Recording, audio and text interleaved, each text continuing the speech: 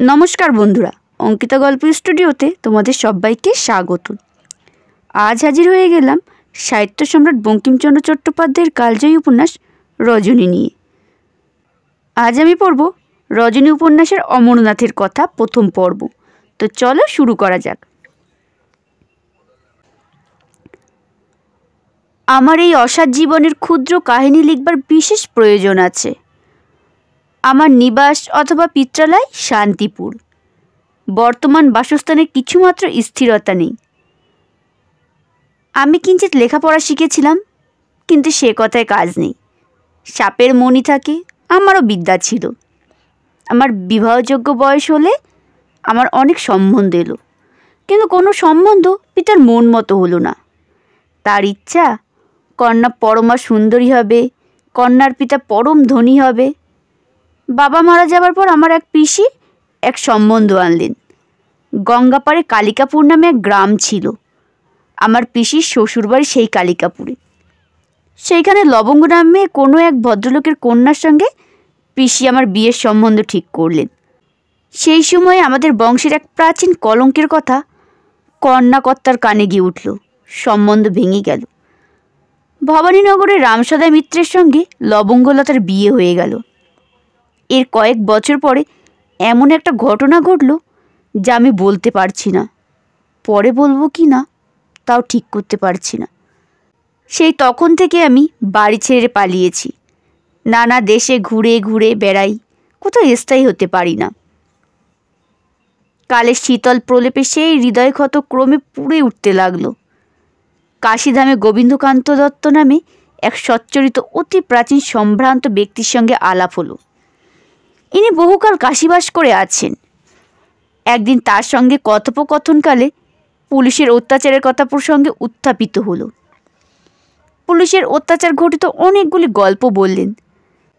একদিন তার সঙ্গে কথোপকথনকালে পুলিশের অত্যাচারের কথা প্রসঙ্গে উত্থাপিত হলো।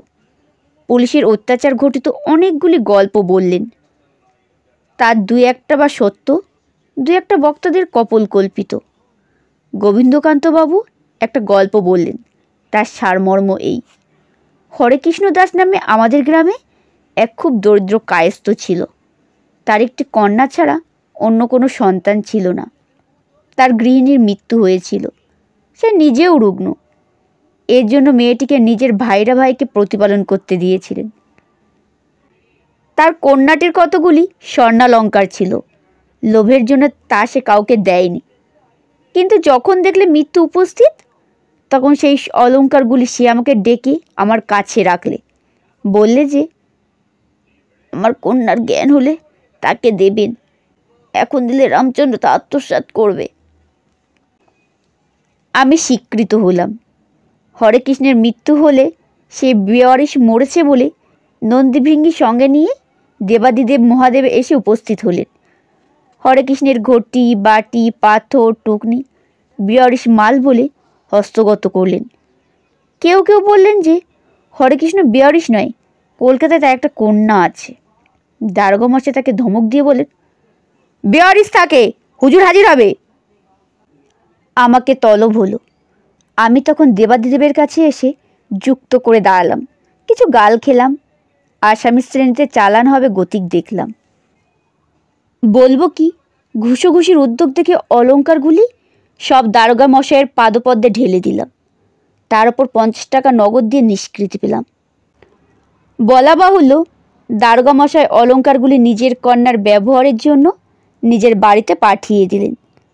সাহেবের কাছে 3টি রিপোর্ট করলেন যে হরেকৃষ্ণ দাসের একটি লোটা আর একটি ডেরকো ছাড়া অন্য কোনো সম্পত্তিই ছিল না, এবং বেওয়ারিশ মরেছে, তার কেউ নেই। হরেকৃষ্ণ দাসের নাম শুনেছিলাম। আমি গোবিন্দবাবুকে জিজ্ঞাসা করলাম, ওই হরেকৃষ্ণ দাসের এক ভাইয়ের নাম মনোহর দাস না? গোবিন্দবাবু বলেন, হ্যাঁ। আপনি কেমন করে জানলেন? আমি বিশেষ কিছু বললাম না। জিজ্ঞাসা করলাম, হরেকৃষ্ণর ভাইয়ের নাম কি? গোবিন্দবাবু বললেন, রাজচন্দ্র দাস। তার বাড়ি কোথায়? গোবিন্দবাবু বললেন, কলকাতায়, কিন্তু কোন জায়গায় তা আমি ভুলে গেছি। আমি জিজ্ঞাসা করলাম, তার কন্যাটির নাম জানেন? গোবিন্দবাবু বললেন, হরে কৃষ্ণ তার নাম রেখেছিলেন রজনী। এর অল্পদিন পরে আমি কাশী পরিত্যাগ করলাম।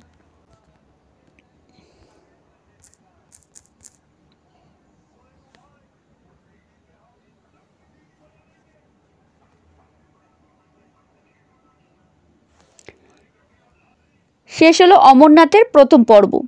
খুব শীঘ্রই নিয়ে আসবো দ্বিতীয় পর্ব।